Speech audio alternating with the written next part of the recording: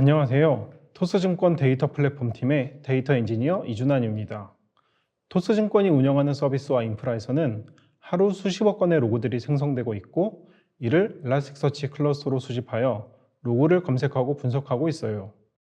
오늘은 토스증권에서 대규모의 로그 수집과 분석을 위해 어떻게 엘라스틱서치 클러스터를 운영해 왔는지 그 기록을 공유하려 합니다. 공유할 내용은 순서대로 로그 수집 현황, 엘라스틱서치 클러스터 안정화, 벡터 로그 파이프라인 전환, 그리고 여러 데이터 센터 간 클러스터링이에요. 토스증권에서는 클라이언트 로그, 서버 로그, 시스템 로그 등 다양한 로그들을 수집하고 분석하고 있어요. 이러한 로그들은 약 90여 개의 로그 파이프라인을 통해 하루에 6TB, 약 53억 건의 로그가 새로 추가되고 있는데요.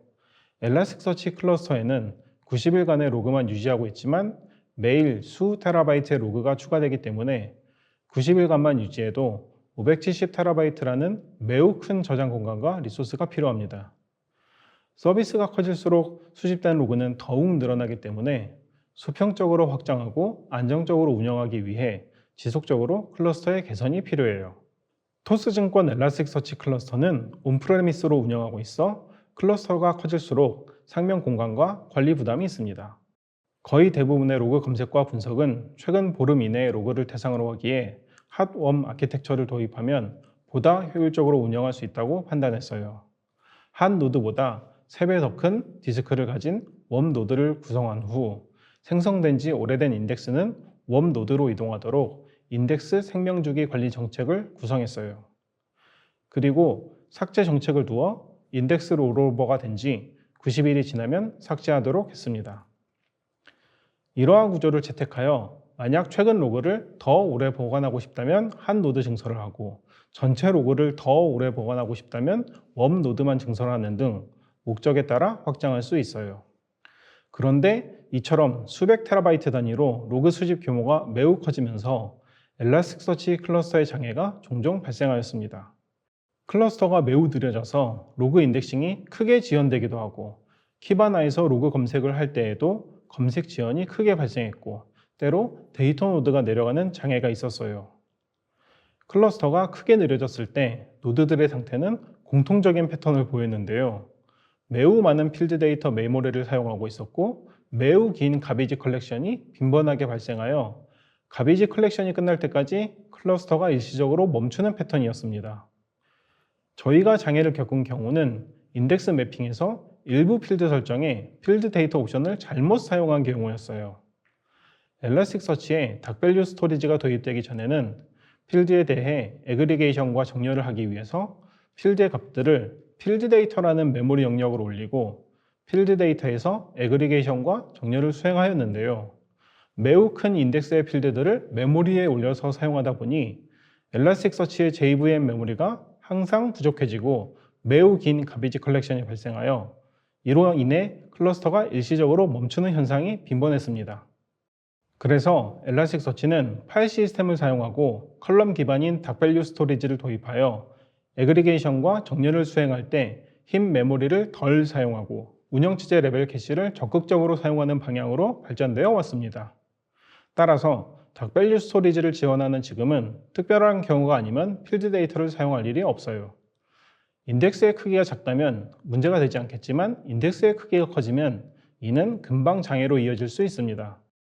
저희의 장애 당시 설정에서는 단지 7개의 필드에서 필드 데이터 옵션이 설정되어 있었는데, 유입되는 로그의 양이 매우 많다 보니 이로 인해 노드의 흰 메모리가 금방 가득 차게 되고 가비지 컬렉션이 빈번하게 발생했어요.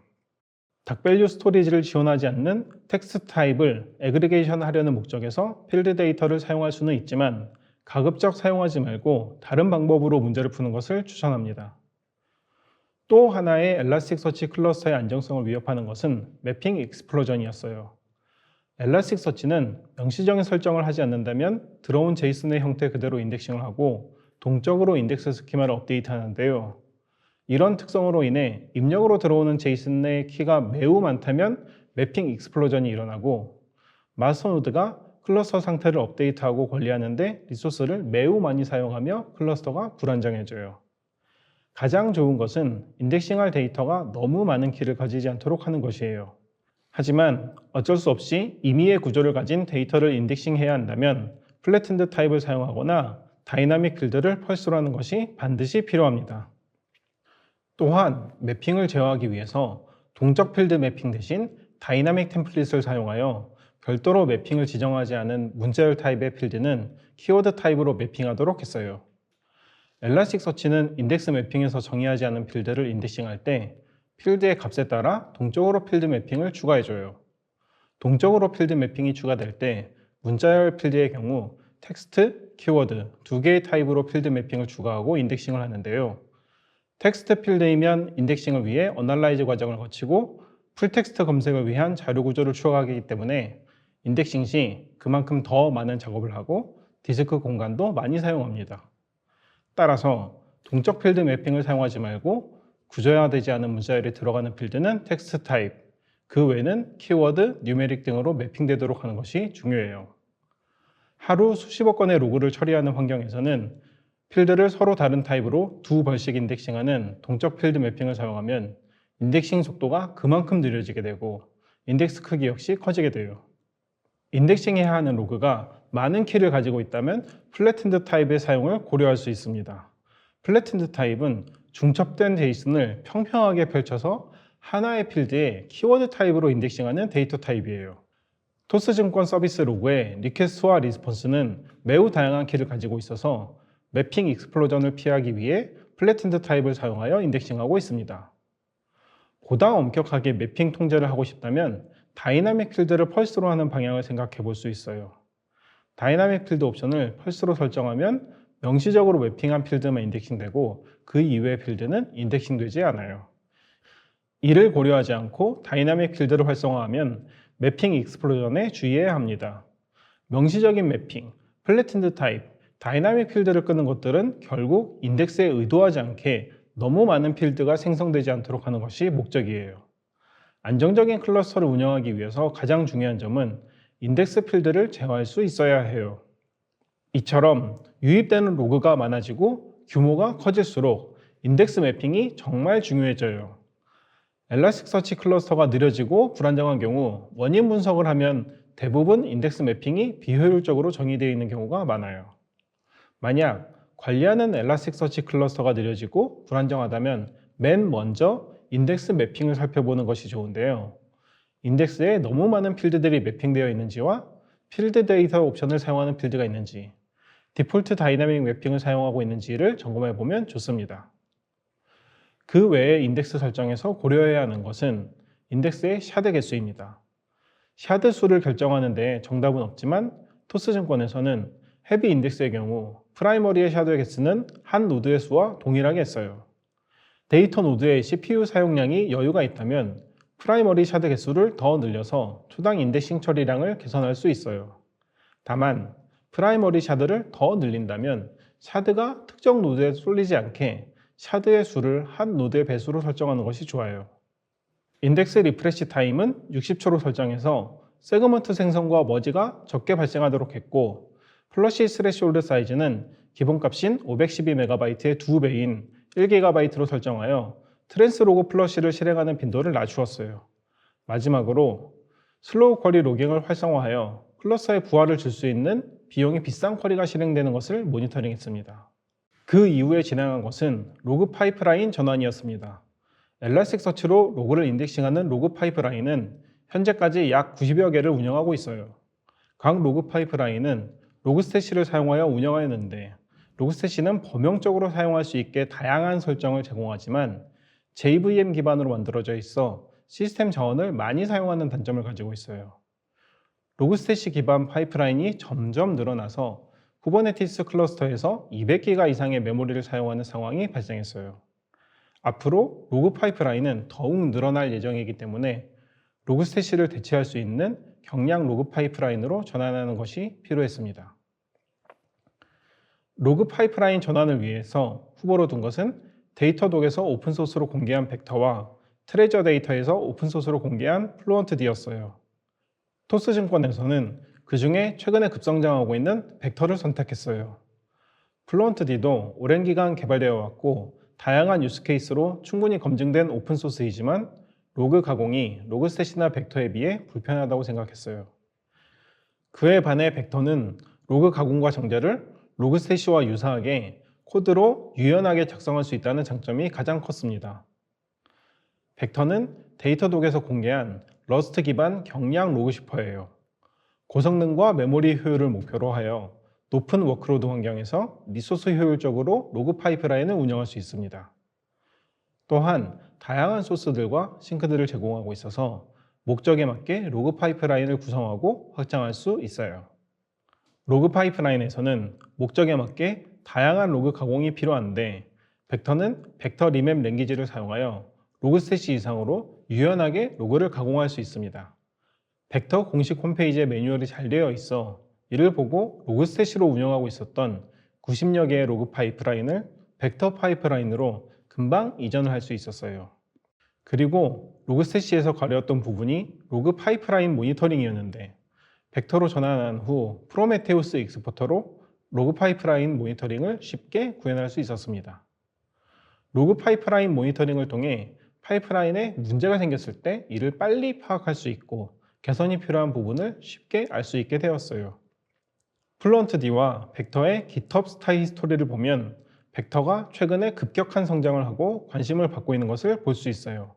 이미 스타트로는 플루언트D를 넘어섰기도 해요. 벡터로 로그 파이프라인을 전환한 효과는 정말 극적이었습니다. 로그스탯은 범용적으로 사용하기 좋은 장점이 있지만 JVM 기반으로 되어 있어 시스템 리소스를 제법 많이 사용하는 문제가 있어요. 운영의 편의성을 위해 로그 파이프라인들을 각각 별도의 프로세스로 띄우고 있었기 때문에 시스템 리소스를 많이 사용하는 로그스탯 인스턴스가 많아지면 메모리 사용량이 많을 수밖에 없었는데 이 부분을 완전히 해소할 수 있었어요. 기존에 약 260기가 정도 사용하고 있었던 메모리 사용량이 10기가 수준으로 크게 줄었어요. 96%나 메모리를 덜 사용하게 된 것이죠. 쿠버네티스 파드들의 CPU 사용량 역시 55코어에서 27코어로 절반 감소했어요. CPU 리소스는 절반으로 줄이고 메모리 리소스는 매우 크게 줄이는 좋은 성과가 있었습니다. 로그 파이프라인을 벡터로 전환한 후 다음으로 진행한 것은 데이터 센터 확장입니다. 데이터 센터 이중화를 위하여 새로운 데이터 센터가 추가되어 새로운 데이터 센터에서 생성되는 로그를 수집하는 엘라스틱서치 클러스터가 필요해졌는데요. 이렇게 커진 엘라스틱서치 클러스터를 한 세트 더 구축하고 운영할 수도 있지만 더 나은 방법이 없을까 고민을 했고 데이터 센터 간에 하나의 엘라스틱서치 클러스터를 구축할 수 있을지 검토했어요. 사실 서로 다른 데이터 센터의 엘라스틱서치 노드들을 하나의 클러스터로 묶는 방법은 엘라스틱에서는 권장하지 않는 방법이에요. 이는 노드들이 빈번하게 통신하는데 데이터 센터 간의 네트워크 레이턴시가 높으면 클러스터의 전체적인 성능 저하가 발생하기 때문이에요.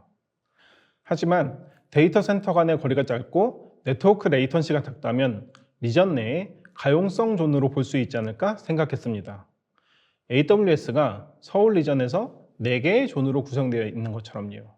그리고 수백 테라바이트의 로그 수집과 분석이 목적이기 때문에 조금의 지원보다 비용 절감으로 얻을 수 있는 장점이 더 크다고 생각합니다.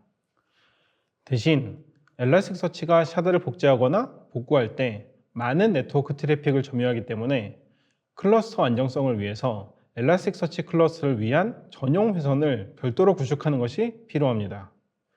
그리고 하나의 IDC가 장애가 났을 경우를 대비하여 리플리카 샤드는 서로 다른 IDC에 저장하도록 해야 해요. IDC 간에 하나의 엘라스틱서치 클러스터를 구축하기 위해서는 투표 전용 마스터 노드가 반드시 필요해요. 각각의 IDC에는 마스터 노드 1개를 배치하고 AWS에 투표 전용 마스터 노드를 배치하여 총 3대의 마스터 노드를 배치를 했는데요. 마스터 선출을 위한 투표만 수행하는 노드를 제3의 장소인 AWS에 배치하여 IDC1의 마스터 노드와 IDC2의 마스터 노드를 타이브레이커로 묶는 역할을 해요. 이를 통해 DCI 단절 시 발생할 스플릿 브레이크 문제를 방지할 수 있습니다. 하나의 데이터 센터가 장애가 발생하였을 때 데이터 유실을 방지하기 위하여 샤드 어웨어니스를 설정해 프라이머리 샤드와 레플리카 샤드가 서로 다른 IDC에 배치되도록 했어요. 그리고 일시적인 DCI 장애 시 샤드 복제가 과도하게 일어나는 것을 방지하기 위해 포스 어웨어니스를 설정하여 IDC1과 IDC2의 노드들이 클러스에 합류하였을 때만 샤드 배치가 일어나도록 했어요. 그리고 전송 계층에서 인덱싱 데이터에 대해 압축 설정을 하여 네트워크 대역폭을 아끼도록 설정했습니다. IDC1과 IDC2의 엘라스틱서치 노드들을 하나의 클러스터로 묶은 전체 아키텍처 그림이에요. DCI 간 네트워크 단절이 발생한다면 IDC1 혹은 IDC2의 마스터노드가 투표 전용 마스터노드의 투표를 통해 마스터노드로 선출되고 같은 구역에 있는 노드들만 클러스터에 남게 될 거예요. 이후 DCI 장애가 해소되면 반대편 IDC에 있는 노드들이 다시 클러스터에 합류할 거예요. 이런 구조를 통해 하나의 데이터 센터 장애에도 견딜 수 있는 엘라스틱서치 클러스터를 운영할 수 있게 되었습니다. 이상으로 하루 수십억 건의 로그를 안정적으로 처리할 수 있도록 지난 1년간 엘라스틱서치 클러스터를 개선해온 여정을 살펴봤어요. 앞으로 서비스가 커짐에 따라 더욱더 도전적인 엔지니어링이 기다리고 있고 그 결과를 다시 공유할 수 있도록 최선을 다하려고 합니다. 여기까지 토스증권 데이터 플랫폼 팀 이준환이었습니다. 감사합니다.